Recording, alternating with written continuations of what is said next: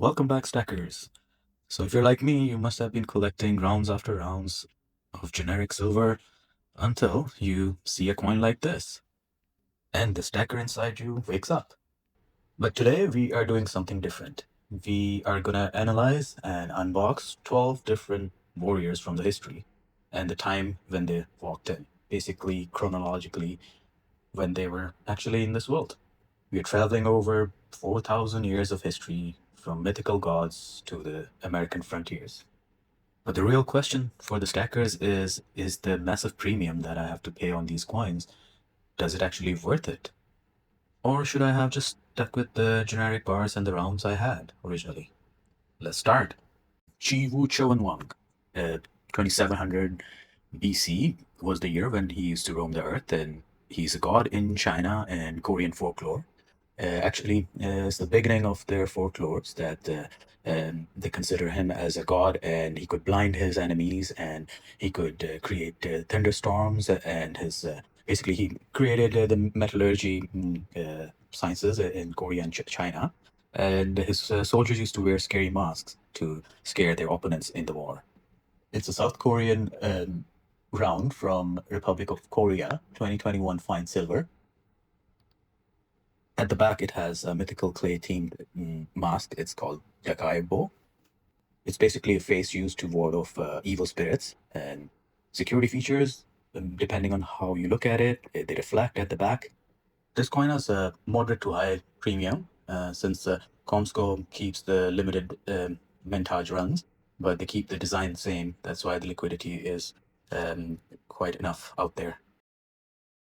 Number two, Hercules. Greek mythological era, moving from legends to pure myth. Hercules is the ultimate symbol of pure strength, famous for his 12 labors. Most iconic fact about his armor was the Nemean loin's pelt. Apparently, he strangled a loin and used the loin's own claws to slaughter it and then take off the skin that he used to wear. Basically, skin would make him immune to any sort of human uh, weaponry, so he was invincible. This 2023 coin catches Hercules in the mid battle with some sort of, I guess, snakes. Notice the precision in his muscles in this coin. It reflects with the light. It's a AppMax coin in a PCGS packing, and it's a very high premium coin. And to recover this premium, you will have to find a buyer who's really into mythological creatures or personalities like Hercules. Number three, Achilles. In Trojan War era, 1200 BC. This was the Bronze Age era, and Achilles was actually Homer's Iliad's main character. He was the main hero of the Trojan War era, and has no um, basically has no weaknesses except for his heels, which was because his mother, when he was young, dipped him in sea to make him invincible, but held him with his heels, which stayed dry and became his weakness. He was the leader of Myrmidons, who were loyal Ant-Men during the. Uh, Apparently, his armor was forged by the god Hephaestus, and it was invincible and would gleam so bright when he wears it that all the opponents or the warriors would go blind because of the shine. So, standard BU versions is cheaper, but the colored version has a huge premium. If you want the BU version, that's cheaper and it's an actual sweet spot for the collectors who don't want to spend too much. Number 4, Spartacus, circa 111 to 71 BC. Now we are stepping from mythology to recorded history. Spartacus was not only a gladiator, but also a brilliant war general. He escaped from the training school in Capua with just 70 men using kitchen utensils as the weapon. He then defeated multiple Roman armies by utilizing guerrilla tactics, famously scaling down the Mount Vesuvius, using the ropes from wild vines to ambush Roman soldiers from behind. Take a look at this deep red coin. The deep red and weathered finish makes the gladiator armor look battle worn. However, we are now entering an ultra high premium territory. Mints charge a massive premium for this multi-layer color application. Visually, it's a masterpiece for YouTube. videos. But financially, it could be a burden on your wallet. If silver spot prices rise, this premium is not going to rise proportionally. I would suggest get a BU version of this coin, which is more financially feasible.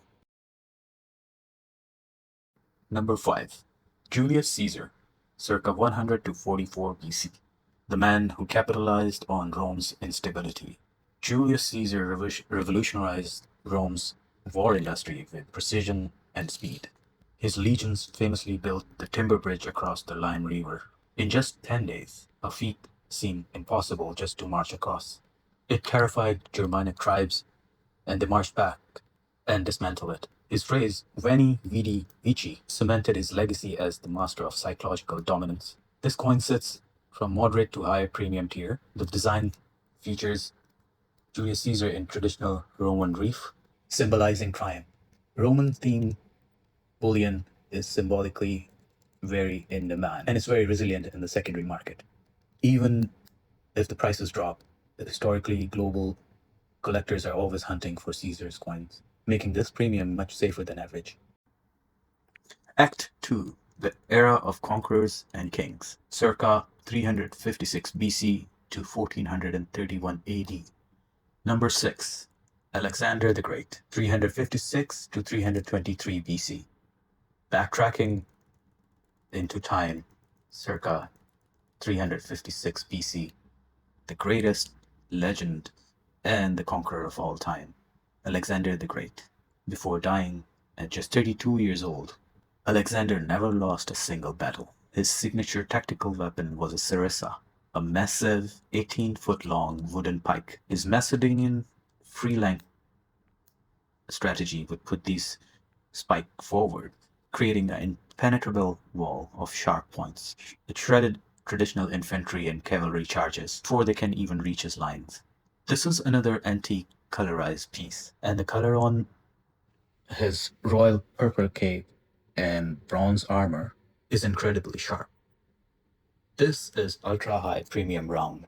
When you buy this, you have to consider that you're paying for the very low mintage of 500 coins, and of course the artisan labor.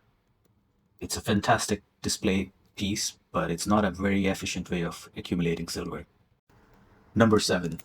Eric Bloodaxe, circa 885 AD to 954 AD.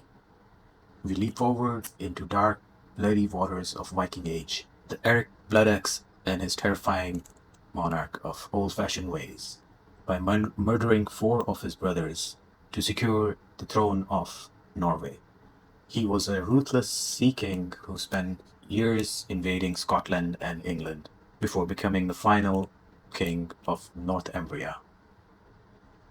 The coin finishing on this piece is extraordinary because it mimics the excavated hoard of coins. The premium on these coins are very high, but there's a major rule to remember about stacking, that Viking coins sell. Norse mythology and history has a very big dedicated following in silver collector community, meaning this premium is highly liquid if you want to sell these coins on peer-to-peer platforms. Number 8 and 9. Thorin Steelheart and Harald Ironstorm, Viking Saga era. These 2 characters are legendary because they are detailed in traditional sagas. These warriors traveled in revolutionary longships that have incredibly shallow drafts. That meant Vikings could just move into shallow rivers right into the heart of Europe, launching brutal surprise attacks in inland monasteries and schools before local defenses could even mobilize. Look closely at these coins.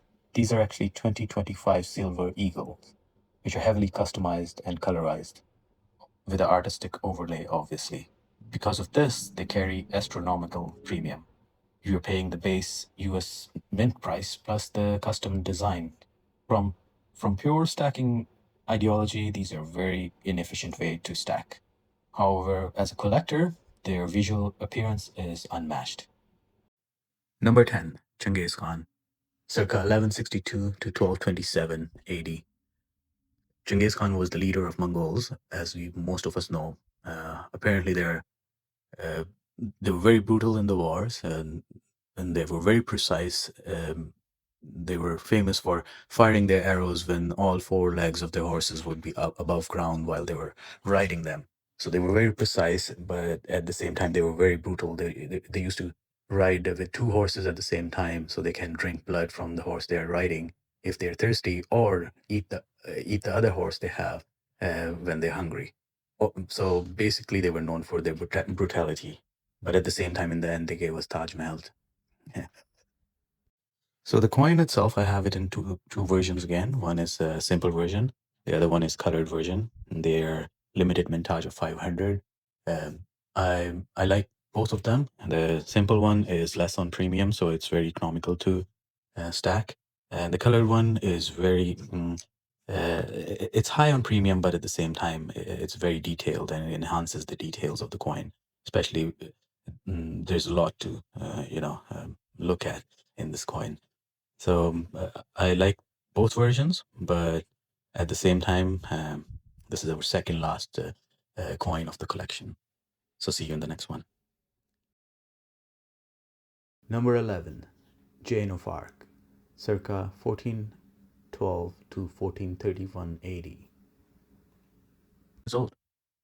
She was a 17-year-old peasant girl who convinced French king that if he gives her the armies, she can defeat England for him. She was just 17 years old at that time. And the king gave her the armies, and she did that in 9 days. She actually didn't used to fight. She used to carry around this banner, white banner, in the war field and boost the morale for French soldiers. So she basically did it. She caused English forces to retreat within 9 days, and to retreat from the siege of Orleans, basically within 9 days. The coin itself, I love it because I have it in two different versions. The first one is without color, and that's a cheaper version, but the details are more prominent on it.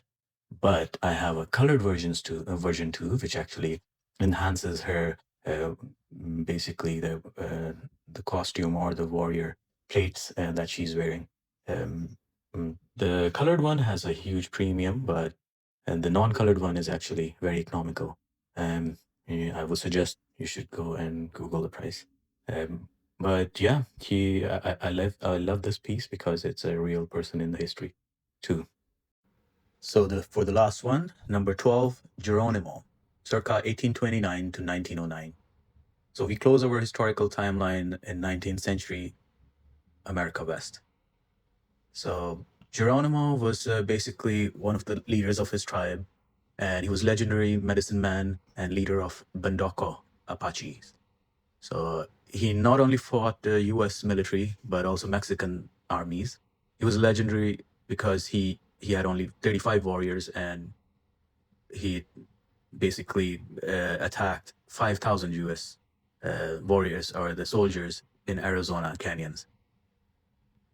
He used to be considered as the master of desert camouflage, and he was one of the last few warriors who could actually speak English. I should point out that this is the last warrior I have who didn't use the guns initially, but eventually all the warriors after this, they fought with guns. The coin itself is only colored version I have. It's very detailed. The colors are very popping. You could see the lifestyle they used to have at that time. The mintage on this one is just 500.